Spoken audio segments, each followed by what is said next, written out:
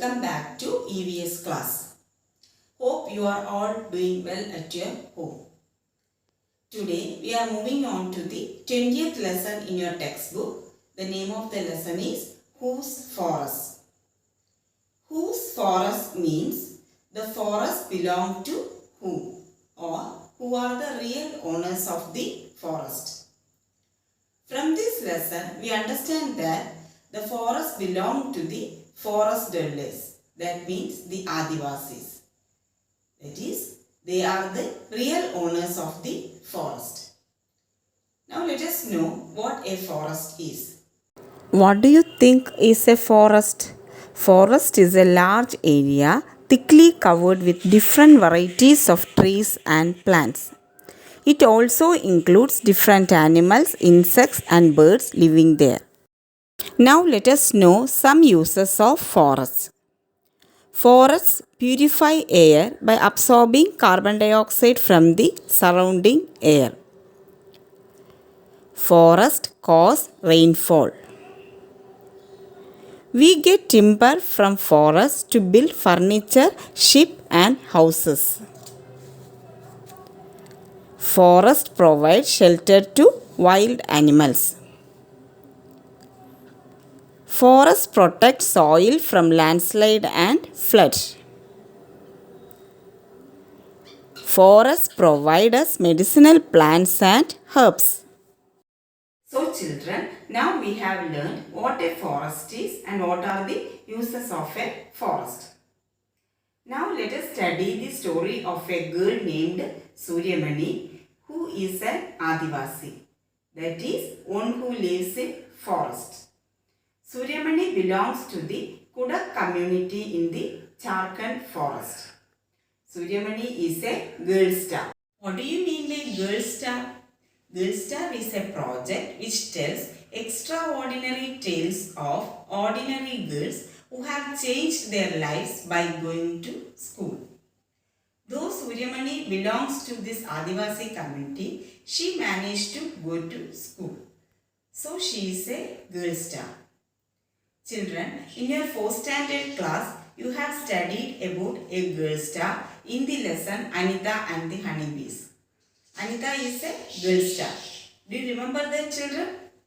Now, let us move on to the story of Suryamani. Suryamani loves the forest since she was a child. She would not take the direct road to school, but would choose the path through the forest.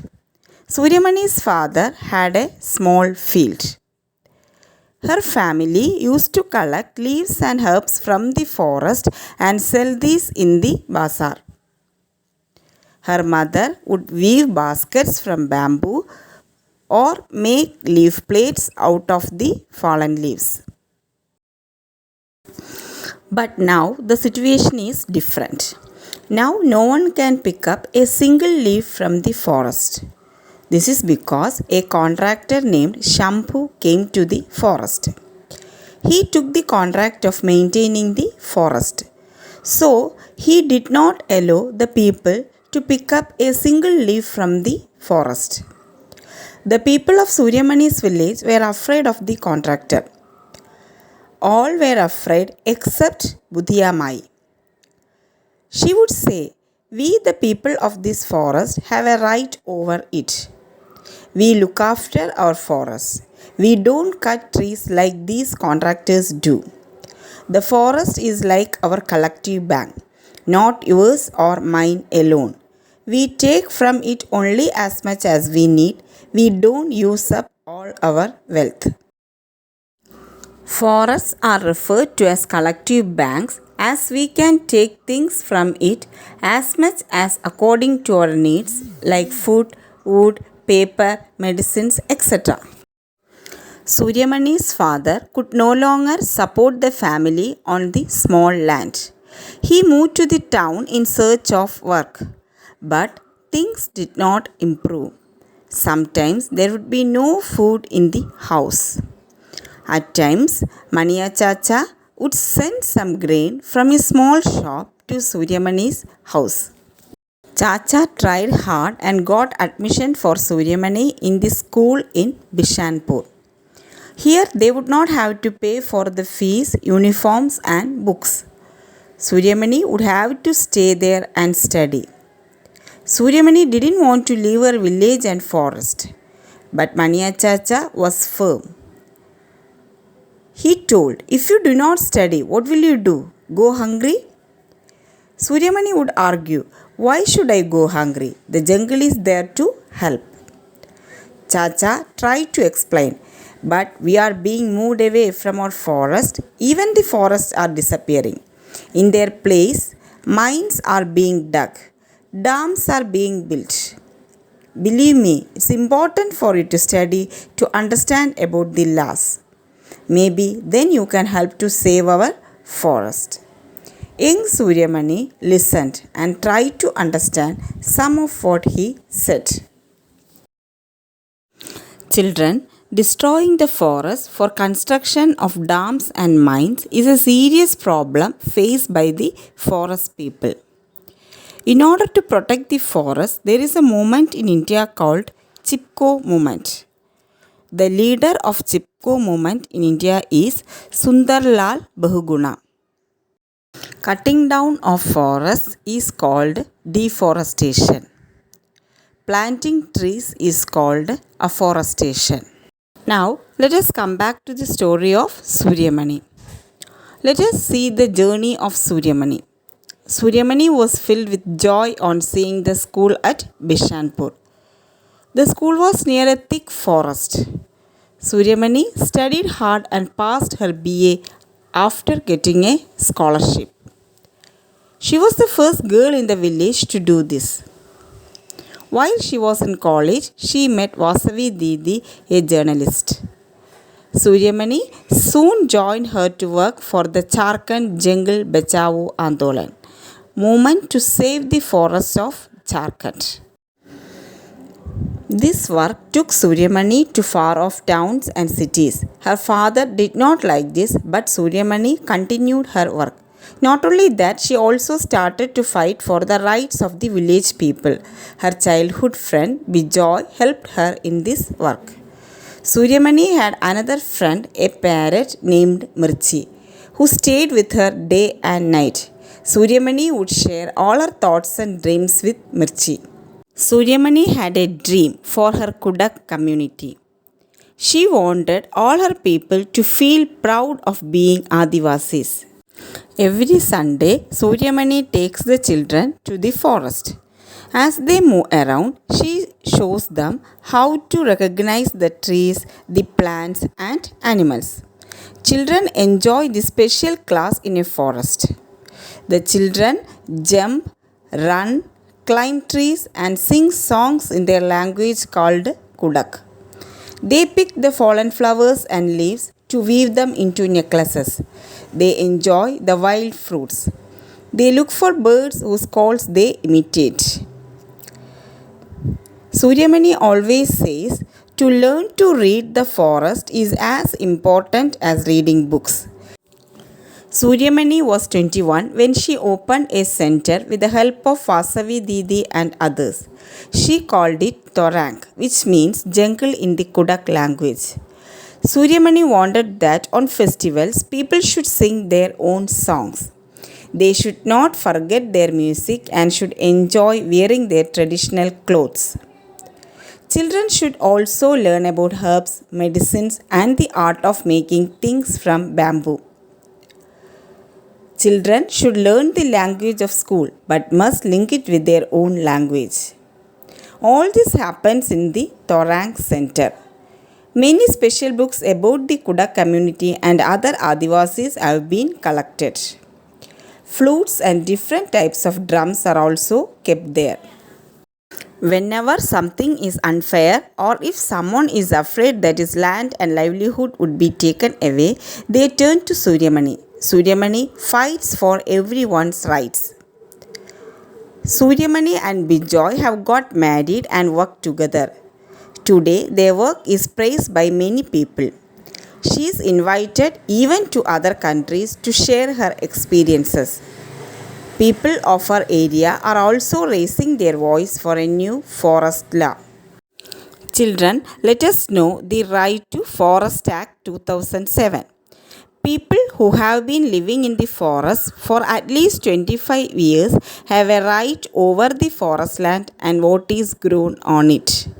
They should not be removed from the forest. The work of protecting the forest should be done by their Gram Sabha. Children, look at this map of India. Here, two types of shaded portions are there. Dark green shaded portion and light green shaded portion. Dark green shaded portion represent very thick forest and light green shaded portion represent less thick forest. So looking at the map, we can identify which states are having very thick forest and which states are having less thick forest. That is, the states which are having dark green shaded portion has thick forest and the states which are having light green shaded portion has less thick forest. So you can find it out by your own. Now we have learned about the life of Suryamani and how she worked to uplift her Adivasi community. Now let us study about the lottery farming on the hills of Mizoram. First let us locate Jharkhand and Mizoram on the map of India. Here the yellow shaded portion is Jharkhand and the red shaded portion is Mizoram. Children, lottery farming is very interesting. You know that in our place every person has his own land and we do farming only in our own land. But that is not the case in Mizoram. In Mizoram, the land belongs to the whole village and not for a particular person. People get land for farming through lottery system. For allotting the land for farming, a meeting of the village council will be conducted where there is a lottery system to decide which family will get land this time for farming. Here they follow the Jhum farming. Let us know what is Jhum farming. Jhum farming. Jhum farming is very interesting. After cutting one crop, the land is left as it is for some years. Nothing is grown there.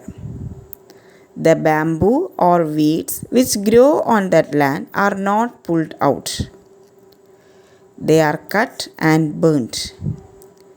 The ash makes the land fertile. While burning, care is taken so that the fire does not spread to the other parts of the forest. When the land is ready for farming, it is lightly dug up, not plowed. Seeds are dropped on it. In one farm, different types of crops like maize, vegetables, chilies, rice can be grown. Weeds and other unwanted plants are also not pulled out. They are just cut so that they get mixed with the soil. This also helps in making the soil fertile. If some family is not able to do farming on time, others help them and are given food. The main crop here is rice. After the harvest of rice, the entire village celebrates. People get together to cook and eat, sing and dance. They do their special Chera dance. In this dance, people sit in pairs in front of each other, holding bamboo sticks on the ground. As the drum beats, the bamboos are beaten to the ground. Dancers step in and out of the bamboo sticks and dance to the beat.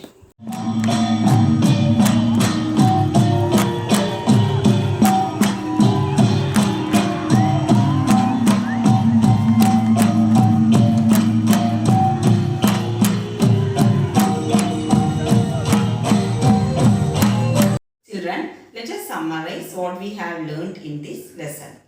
We have learned about forest and its uses, the life of the environmentalist Suryamani and her work to uplift her community, Right to Forest Act, and the June farming on the hills of Mizoram. Children, read the textbook. Note will be given. Complete the notes neatly in your notebook. Stay safe at home. Thank you.